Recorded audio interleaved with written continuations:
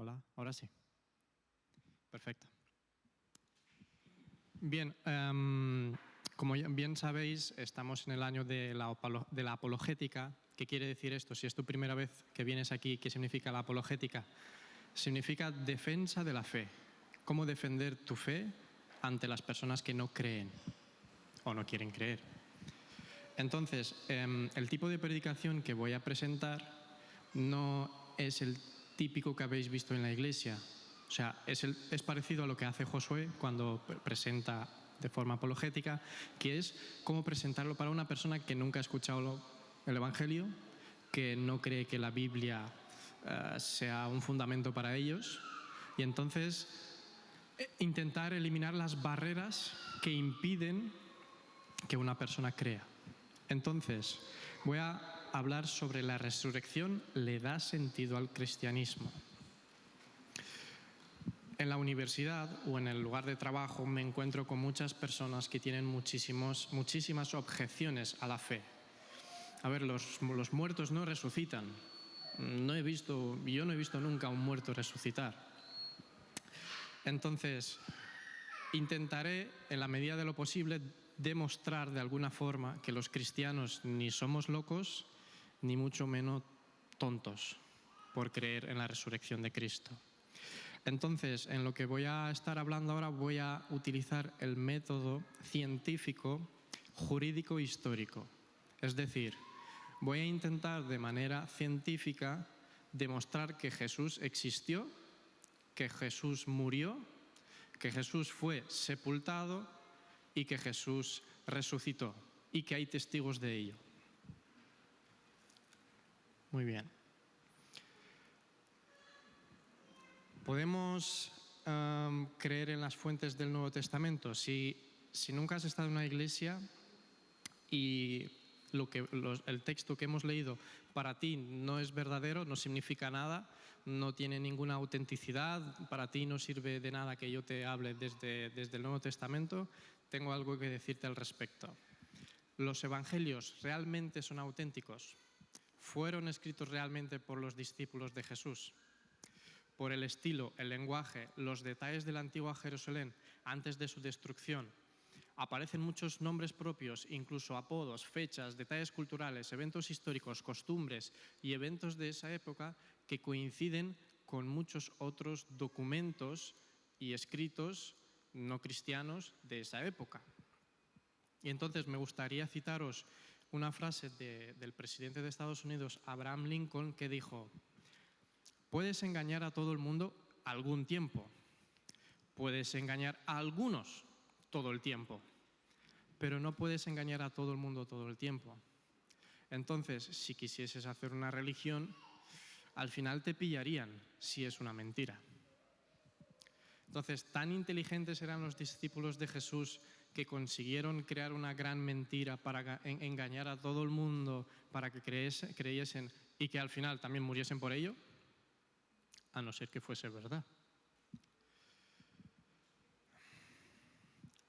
Podrías decir, no, es que esto es ficción, esto es inventado, lo ha inventado una persona, esto no es real, esto no puede existir. ¿Alguno ha leído novelas de ficción? ¿Alguien ha leído la novela de Frankenstein? Pues se escribió en 1818. Novelas de ficción no existieron hasta 19 siglos después de lo que se ha estado leyendo. Entonces, en esa época no existía el hecho de escribir un texto para hablar sobre cosas que no existen, sino que todo lo que se escribía en esa época eran hechos históricos. Y además que no había bolis bics, no había papel, si querías escribir algo ya podría ser que sea verdad y algo de gran importancia. Y entonces, Mar, si puedes proyectar las preguntas en la siguiente diapositiva. Bien, entonces, me gustaría haceros unas preguntas simplemente para reflexionar. No sé si se ven bien, si no, pero las voy a leer de todas formas. Primera pregunta. ¿Es creíble que en pleno siglo XXI, 2022, creer que los muertos puedan resucitar? Simplemente pensadlo. ¿Tiene alguna consecuencia para el cristianismo si la resurrección es tan solo un cuento de hadas o simplemente una muleta psicológica para los que tienen miedo a morir? Y tercera pregunta, ¿podemos investigar los acontecimientos de la resurrección de Cristo usando el método científico jurídico? Entonces vamos a iniciar el análisis. Vamos a la fase de investigación o fase de instrucción, como se dicen en los tribunales que tenemos aquí en España. Primera prueba. Siguiente diapositiva. Primera prueba. Prueba médica forense. ¿Existió la muerte de Cristo? ¿Murió realmente? ¿Podemos saberlo? ¿Lo podemos atestiguar? ¿Tenemos documentos que documente que realmente Cristo murió? ¿Que realmente murió de verdad? El Corán, encontramos en la Sura 4, en la página 156 del Corán, los musulmanes dicen que Jesús no murió de verdad, sino que huyó a la India. Supuestamente su tumba está en Srinagar, en Cachemira, pues una ciudad de India. En el siglo XIX, Karl Barth y Carl Venturini y otros trataron de refutar la resurrección, sugiriendo que Jesús realmente no murió, se desmayó por agotamiento, que se le suministró alguna droga y que luego en la tumba, con el frío, la humedad de la tumba, pues le despertó y así ya salió de la tumba. Por lo que sabemos, por la información documental que tenemos sobre el estado psicológico de Jesús, sabíamos que su estado psicológico era muy débil en esos momentos, antes de su muerte. De hecho, en la última escena tenemos la escena cuando él ora y suda sudor con sangre. ¿Quién suda sangre? Esto parece ser que no es normal, pues parece ser que puede pasar que cuando los niveles de estrés son tan elevados, pues las glándulas de sangre se mezclan con las glándulas del sudor y por los canales, unas gotitas, nada, no es que te cae sangre ahí como si estuvieran golpeado, pueden caer gotitas de sangre cuando el nivel de estrés es tan elevado. Luego, las flagelaciones romanas, los golpes que recibió Jesús, consistían 39 latigazos, que a veces eran más del doble. El soldado usaba tiras de cuero trenzado con bolas de metal entretejidas. El látigo se golpeaba en la carne y las bolas provocaran contusiones, moratones. También tenían pedazos de huesos para que cortasen la carne cuando ya ellos pegaban. La espalda quedaba tan desgarrada que la espina dorsal a veces quedaba expuesta debido a los cortes profundos.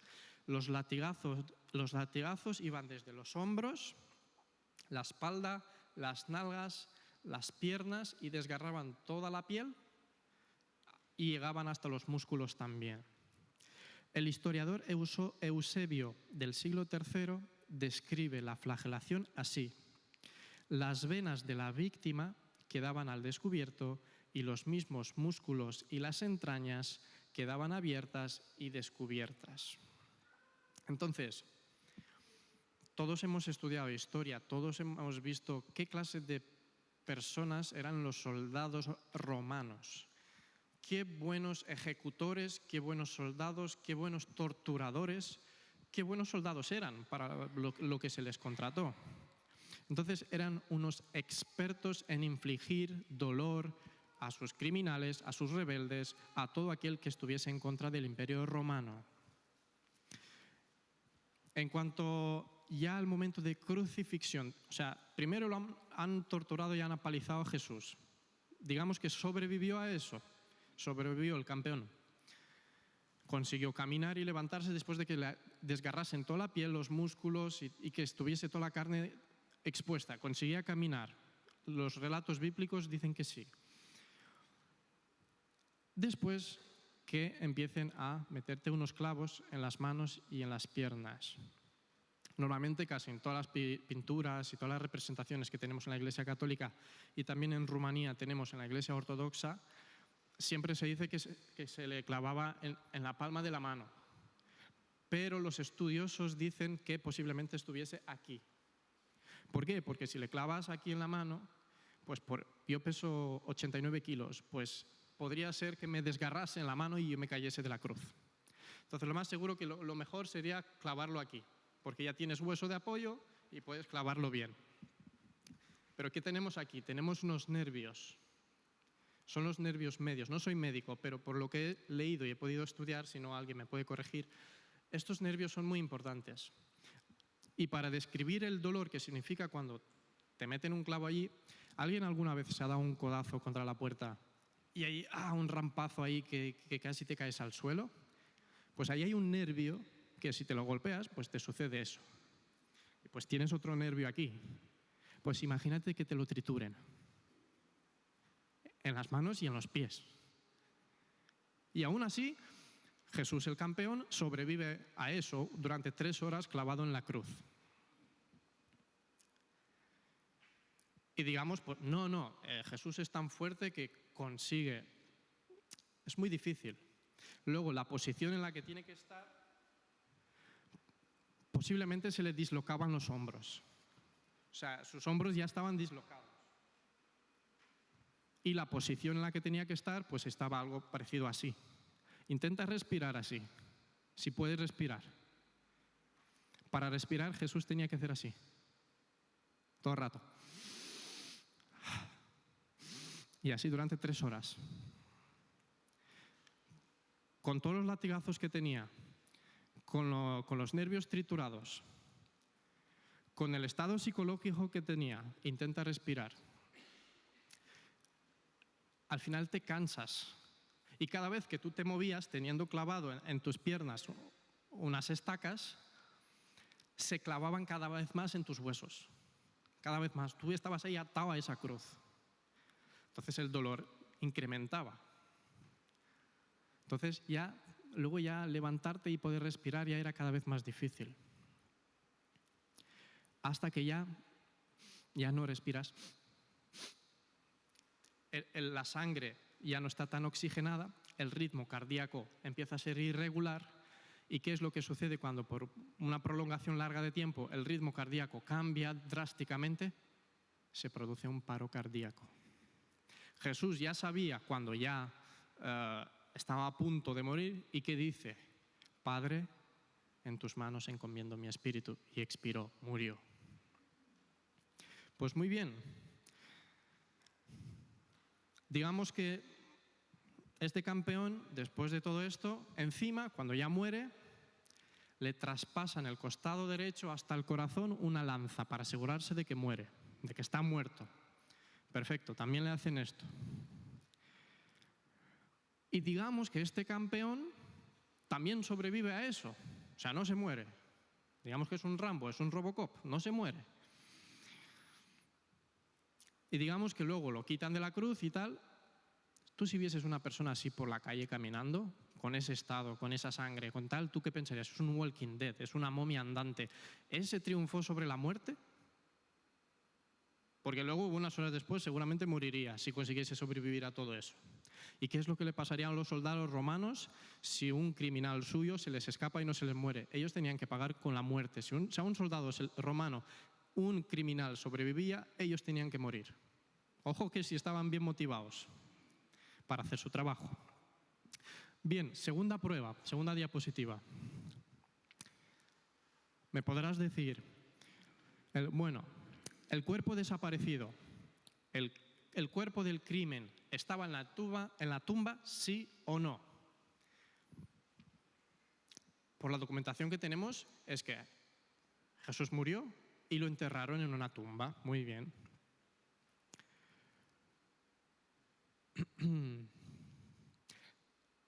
¿Es común que los cuerpos una vez enterrados desaparezcan? ¿Habéis oído de que una vez lo han enterrado? Bueno, ya sé que aquí en España se hacen exhumaciones a los dictadores y ya se pueden hacer los jueces, si por ejemplo necesitan determinar la filiación del padre que ha muerto para tener pruebas de ADN, para saber si es el padre de tal, pueden exhumarlo, sacarlo para sacar pruebas de ADN, pero luego lo vuelven a dejar a su sitio. Pero si tuvieses que crear una religión, ¿de qué te sirve desenterrar un cuerpo muerto y deambular por ahí con un trozo de carne al final, como de un matadero, y decir, este es el Cristo que resucitó? ¿Te creería alguien? Pues no. ¿Conseguirías con eso levantar todo lo que hizo el cristianismo y cambiar la religión del imperio? Lo dudo. Pablo, en la primera carta a los Corintios, también en el capítulo 15, versículo 17, dice así: y si Cristo no ha resucitado, la fe de ustedes es ilusoria y todavía están en sus pecados. El teólogo Gerald O'Collins dice así: el cristianismo sin la resurrección no simplemente es cristianismo sin el último capítulo, no es ni siquiera cristianismo. Sabemos que Jesús fue enterrado en la tumba de José de Arimatea. ¿Quién es este tío? ¿Existió realmente? ¿Tenemos fuentes que lo puedan demostrar? No tenemos ninguna fuente que contradiga que José de Arimatea existió. El erudito John A. T. Robinson, especializado en el Nuevo Testamento en la Universidad de Cambridge, dijo: la sepultura de Jesús es uno de los hechos más atestados que tenemos acerca del Jesús histórico. Pero a lo mejor resucitó el espíritu de Jesús, pero no su cuerpo, podrías decir. Pero al final la tumba estaba vacía, no había el cuerpo. Entonces, esta objeción de que solo resucitó el espíritu cae. Me podrías decir, hay contradicciones en los relatos del Evangelio. Porque, por ejemplo, cuando se presentan en el día de resurrección, se presenta María Magdalena y la otra María, y llegan al amanecer, como dice Mateo, la piedra es quitada por un terremoto y un ángel se le aparece. Pero en Marcos no dice eso. En Marcos dicen, llegan unas mujeres y la piedra ya estaba quitada. Entonces hay una contradicción. Entonces no están diciendo los hechos como ocurrieron. Entonces, ¿qué pasa?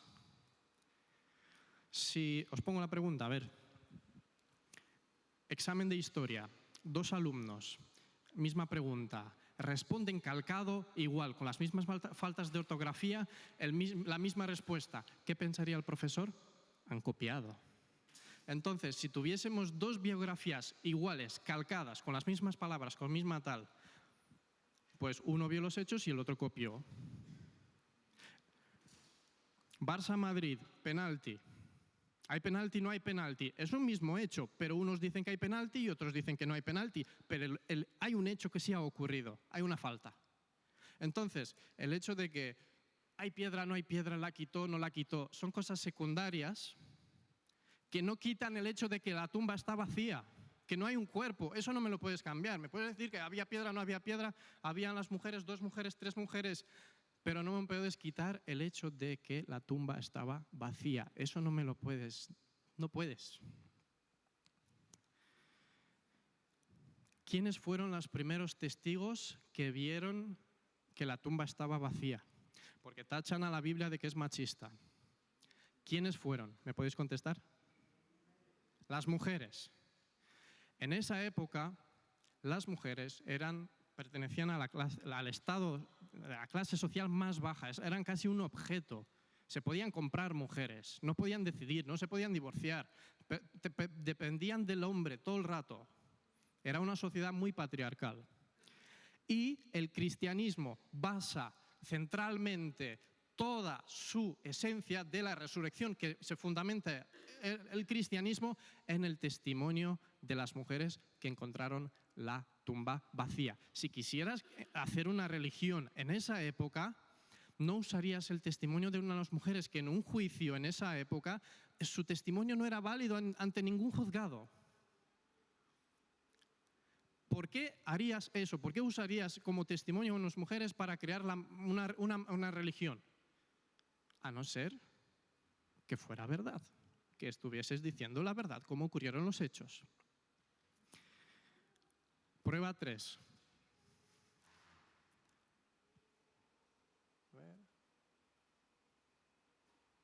Bien. ¿Alguien lo vio? Claro, me estás diciendo, vale, Vlad, has razonado bien, me has convencido hasta aquí tal, Jesús murió de verdad, los soldados romanos tal. ¿Alguien lo vio? Porque claro, si estamos aquí haciendo el método jurídico histórico, ¿qué pruebas más tenemos? Necesitamos una prueba testifical, personas que lo hayan visto. ¿Te fías solo de unos documentos, tal? ¿Qué personas han visto? Tenemos un problema. Houston, tenemos un problema. Aquí, mi defensa aquí se va a ir un poco para abajo, pero ya me recuperaré. Ya veréis.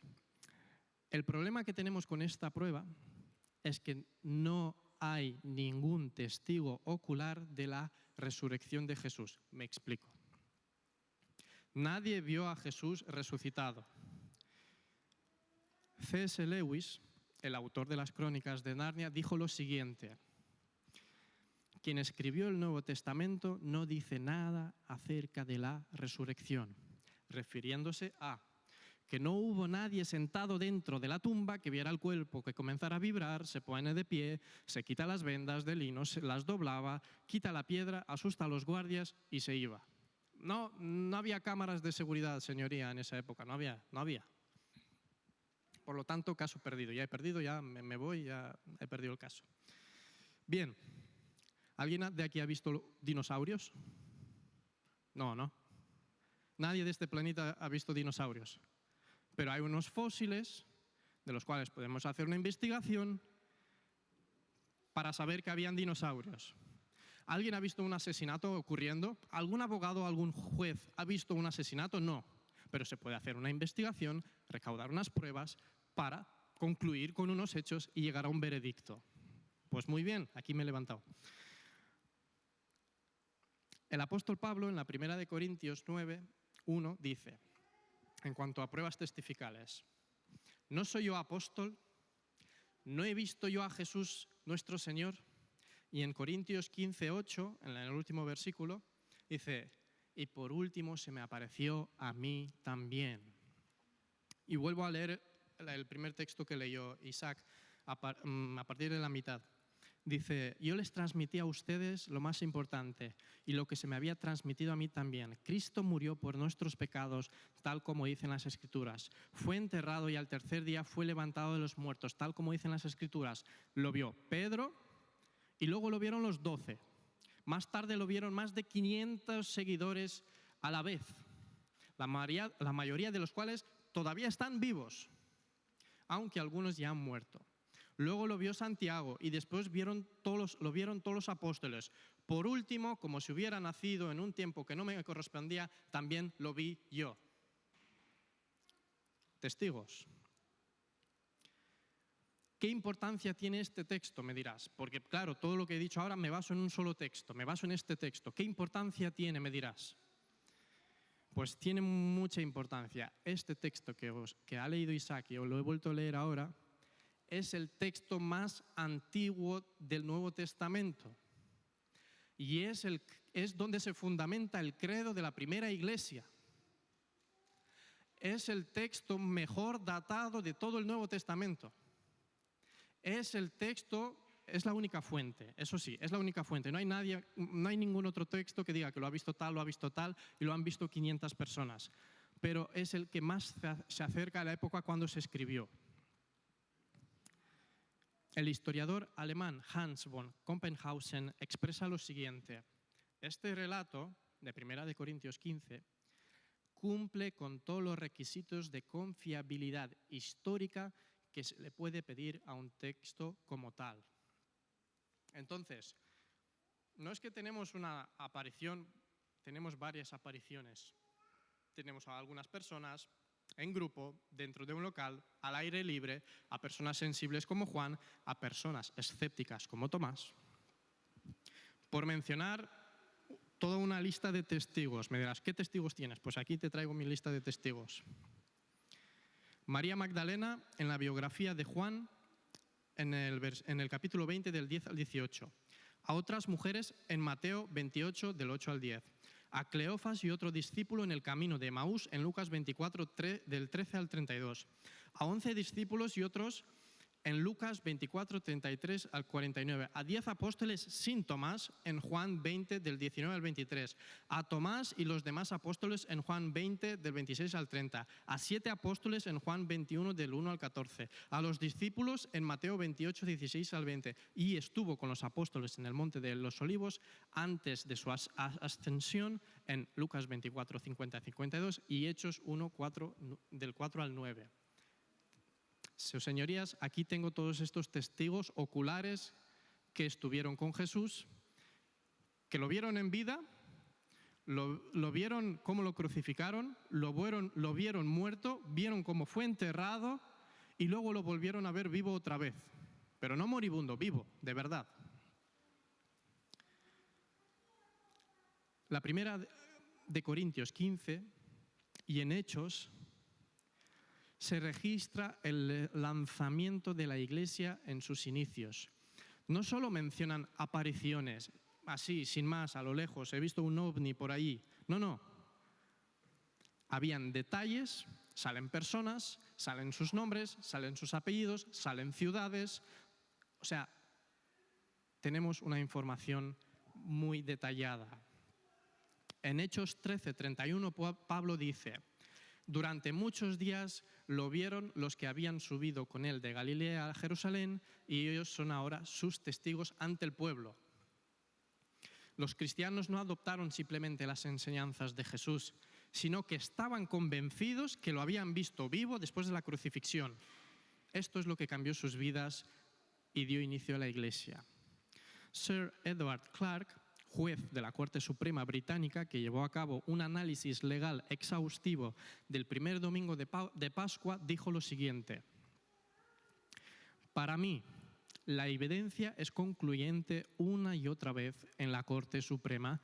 He dado un veredicto con evidencia no tan convincente. Como abogado, acepto la evidencia de los evangelios sin reservas, como el testimonio de hombres veraces acerca de hechos que pudieron confirmar. Perfecto, hasta ahora tenemos testigos oculares que lo han visto. Tengo toda una lista. Si tuviésemos que hacer 15 minutos de interrogatoria a estos testigos, tendríamos que estar más de una semana sin parar, 24 horas al día, para poder hacer un seguimiento de todos sus testimonios. Pero aún así, me podrías decir, vale, pero lo que están contando, a ver, los muertos no resucitan, eso no me lo quitas, los muertos no resucitan, por muchos de estos que tienes, los muertos no resucitan, lo que cuentan son relatos legendarios, ¿no? Me podrías decir. ¿Por qué?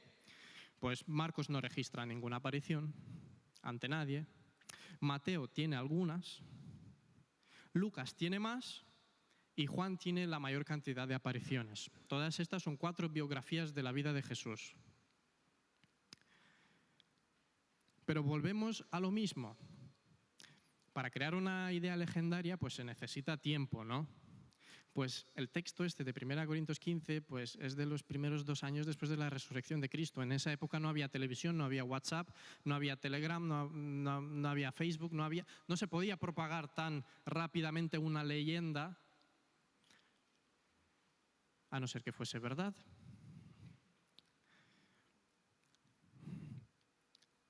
Pero me podrás decir, bueno, vale, no es legendario. Tenían alucinaciones, estaban...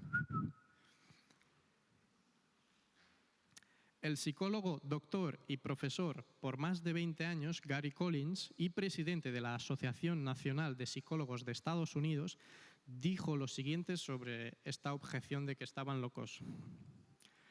Las alucinaciones son apariciones individuales. Por su propia naturaleza, solo una persona puede ver una alucinación dada a la vez. Ciertamente no es algo que un grupo de personas pueden ver, ni es posible que una persona puede de algún modo inducir una alucinación en otra persona, dado que la alucinación existe solo en este sentido personal, subjetivo, y es evidente que otros no pueden presenciarlo.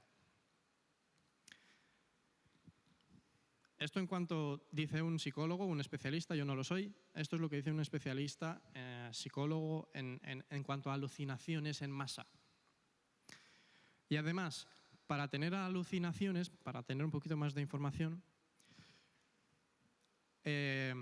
chicos, Germán, Sebi y tal, chicos, ¿alguna vez habéis estado ahí esperando, ese 5 en el examen, deseando ahí ver el aprobado, pero tú no has estudiado nada? Pero estás ahí deseoso y casi que tienes alucinaciones de que has aprobado. ¿Os ha pasado? A mí me ha pasado. Pues bien, los apóstoles no estaban así, no se sentían así. Los apóstoles sabían que iban a suspender, sabían que Jesús murió, sabían que los muertos no resucitan. Ellos estaban escondidos.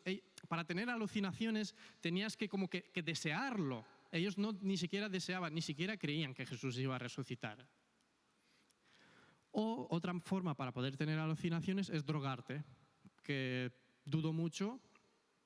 A ver, ¿qué clase de droga tenían en esa época para poder crear alucinaciones y esparcirlas por Jerusalén, por varias ciudades de esa época, a niños, a mujeres de diferentes contextos, de diferentes culturas, suministrar esa droga? No sé si Pablo Escobar llegó por allí y les trajo a los cristianos la suficiente droga para que tengan alucinaciones de que un muerto está vivo. No sé yo, esta objeción cae por sí sola. Tuve la oportunidad de conocer, y no es porque lo haya conocido yo en persona, sino ya es conocido a nivel internacional, a uno de los mayores teólogos, evangelistas y defensores de la fe británicos que ha existido actualmente. Murió en 2019. Se llama Michael Green y dijo lo siguiente: las apariciones de Jesús están tan bien autenticadas como ninguna otra cosa en la antigüedad. No puede caber una duda racional de que ocurrieron, ni de que la razón principal por la que el cristianismo llegó a estar seguro de la resurrección en los primeros tiempos fue exactamente esta. Podían decir con seguridad: hemos visto al Señor. Sabían que era Él. Muy bien. Última prueba, su señoría. Prueba circunstancial. A ver. Perfecto. ¿Existen fuentes externas a la Biblia que corroboren la resurrección como hecho histórico? Pues claro, todo lo que os he dicho ahora es en base a mis fuentes, aunque son las fuentes más fiables. ¿Hay alguien más que hable sobre esto? Sobre de que Jesús existió, Jesús fue torturado, fue juzgado por Pilato, fue sentenciado, murió crucificado, fue enterrado y luego lo que sucedió después. ¿Hay alguien que diga esto, que no sea cristiano? Pues bien, antes de dar respuesta a eso me gustaría presentar otra cosa. ¿Alguien conoce quién fue Alejandro Magno, Alejandro III de Macedonia? ¿Alguien lo conoce? ¿Alguien ha estudiado sobre esto? Todos creemos que existió. Todos sabemos que, decimos que sabemos que existió y que hizo las grandes conquistas que hizo, que inspiró a Julio César, que inspiró a Napoleón a hacer las mismas conquistas que hizo Alejandro Magno. ¿Sabéis cuándo se datan los primeros escritos sobre lo que él hizo, sobre su existencia? Datan 500 años después de que él existió. Los documentos que yo acabé de utilizar antes datan de 2 años después de la muerte de Jesús y su resurrección. 2 años, no 500. 2 años. Entonces, ¿quién es más legendario, Jesús o Alejandro Magno? Tuvo más tiempo de hacer una leyenda grande de Alejandro Magno y luego lo que surgió después con el Imperio Romano de adoración a los césares. ¿Tiene sentido? Pues bien, otra cosa, antes de dar respuesta a la primera prueba. ¿Sabéis cuántas copias de manuscritos tenemos del Nuevo Testamento? Más de 9.000 copias. Bueno, hoy en día suena poco, pero para historia antigua, tener esas copias de manuscritos, no libros, manuscritos, papiro, bien conservado. De Alejandro Magno no tenemos tanto. De las enseñanzas de Sócrates no tenemos nada, solo tenemos lo que dijo Platón. Y de Platón no tenemos ningún manuscrito auténtico real, solo tenemos copias. Y nos las creamos y las estudiamos en la universidad y las estudiamos en los institutos. Pero del Nuevo Testamento tenemos 9 copias auténticas que no se contradicen entre sí, de diferentes sitios geográficos. Tienen algunos errores involuntarios de lenguaje o de traducción, pero es el documento histórico mejor datado y con más copias de toda la antigüedad. Vale, pues dudamos de esto, tal, pues vayamos a otra fuente. Pues muy bien. Mencionaré solo uno, hay más, pero este es uno de los más importantes. Josefo. Josefo fue un historiador judío muy importante del siglo I. Nació en el año 37 después de Cristo. Era un sacerdote y era fariseo. Su obra más conocida fue Antigüedades judías, la historia del pueblo judío desde la creación hasta su época. Completó esta obra alrededor del año 93 después de Cristo. Él era colaborador de los romanos, esta información estaba pagada por el Imperio Romano porque querían saber la historia del pueblo judío, pues entonces él era muy odiado por los judíos porque estabas escribiendo cosas para los que nosotros pagamos tributo. Y entonces, ¿qué es lo que escribió este historiador en cuanto a la resurrección, en cuanto a Jesús? Es una fuente externa, no era cristiano, nunca lo fue, simplemente era un historiador pagado por el Imperio Romano. Pues se ve que él escribió y se volvió particularmente muy popular entre los cristianos porque estaba nombrando, hacía referencia a Santiago, el hermano de Jesús, y al propio Jesús. Josefo corrobora información importante sobre Jesús como que fue un líder martirizado de la Iglesia y pasó en Jerusalén, y que era un maestro sabio que estableció un grupo amplio y duradero de seguidores, a pesar de que fue crucificado por Pilato por instigación de algunos líderes judíos. Esto es lo que dicen uno de los mejores historiadores antiguos, judío, no cristiano, que nunca lo fue, pagado por el Imperio Romano, sobre la existencia de Jesús y de los hechos que ocurrieron. Fuente externa, no es Biblia. Los pensadores cristianos argumentaron que el texto de los evangelios era puro, ya que garantiza que los evangelios que tenemos hoy en día son los mismos que se escribieron originalmente. No hay trabajo antiguo disponible en tantas copias e idiomas y versiones que coincidan en su contenido. La abundancia de manuscritos en una tan amplia distribución geográfica por el planeta, con tan pocos errores, discrepancias. El texto del Nuevo Testamento es tan bueno como el texto de cualquier otro texto de las obras clásicas de la antigüedad. El texto no podría haber sido falsificado porque como había tantos testigos vivos, si Pablo se dedicase a decir una cosa que fuese mentira, pues había más de 500 tíos o tías que le dirían, oye, lo que estás diciendo no es verdad. Y además, que toda la ciudad sabían lo que había ocurrido, incluso los judíos que no querían reconocer lo que había pasado. Todo el mundo sabía lo que había sucedido en esos días. Fue una ejecución pública. Hoy en día no se hacen ejecuciones públicas, ni se hacen tal, pero lo bueno en esa época de que fuera público es que todo el mundo lo vio. Todo el mundo vio a Jesús cómo lo crucificaron y cómo fue enterrado, quién lo enterró, en la tumba de quién, todo está escrito. Gottfried Less, teólogo alemán, concluye: hay un mejor testimonio de la autenticidad de los libros del Nuevo Testamento que la de cualquier obra clásica de la antigüedad. Y por último, conclusión, no pongas aún la diapositiva. Vamos a repasarlo un poco, un breve resumen de todo lo que he dicho hasta ahora. Prueba médica forense. ¿Existió la muerte de Cristo? ¿Murió realmente? Estamos seguros que los soldados romanos eran unos expertos y que hicieron un buen trabajo y consiguieron darle muerte a Jesús, con todas las garantías. Los expertos forenses sobre los sucesos demuestran en la autopsia que Jesús murió por causas de flagelación, crucifixión, asfixia, paro cardíaco y, por último, una herida por el costado derecho que traspasó su corazón a través de una lanza. Prueba 2 del cuerpo desaparecido. ¿El cuerpo del crimen estaba, sí o no, en la tumba? Pudimos comprobar que Jesús padeció una muerte pública, un entierro público y que fue enterrado en la tumba de José de Arimatea, miembro del Tribunal Supremo del Sanedrín. No era cualquier persona, José de Arimatea.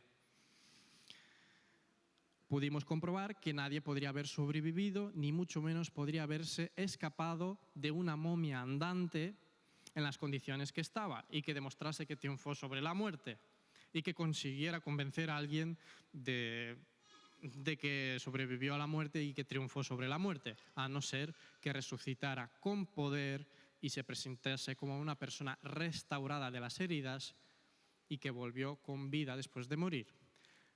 La prueba ocular testificar. ¿Alguien vio a Jesús después de la muerte? Pues como pudimos ver, la lista de testigos es interminable.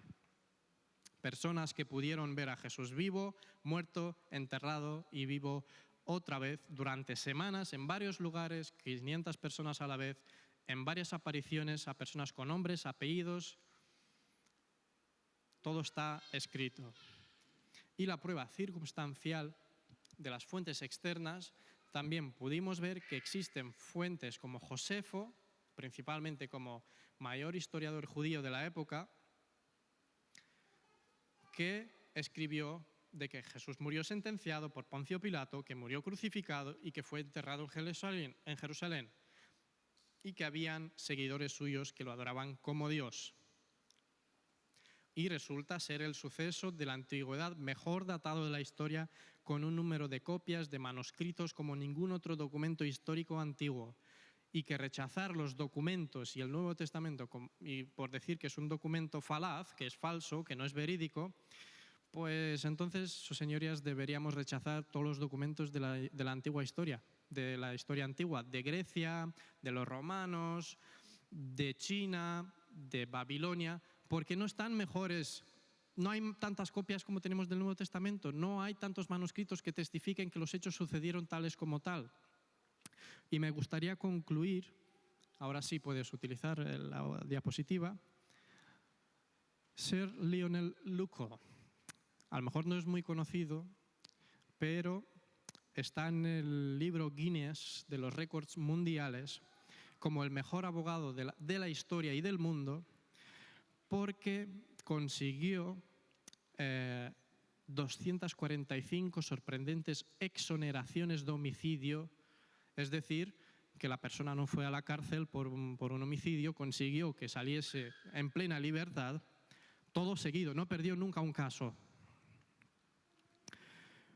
Fue el mejor abogado más exitoso del mundo, nombrado como caballero 2 veces por la reina Isabel, fue un ex juez de la Corte Suprema y diplomático, y sometió los hechos históricos acerca de la resurrección a su propio análisis riguroso durante varios años antes de declarar esta siguiente frase.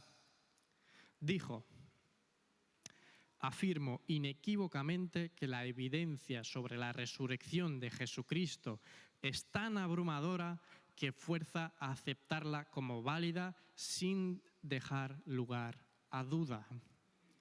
Y quisiera acabar con el credo más antiguo del cristianismo diciendo, en resumen, sin Cristo muerto, enterrado y resucitado, no hay cristianismo. Amén.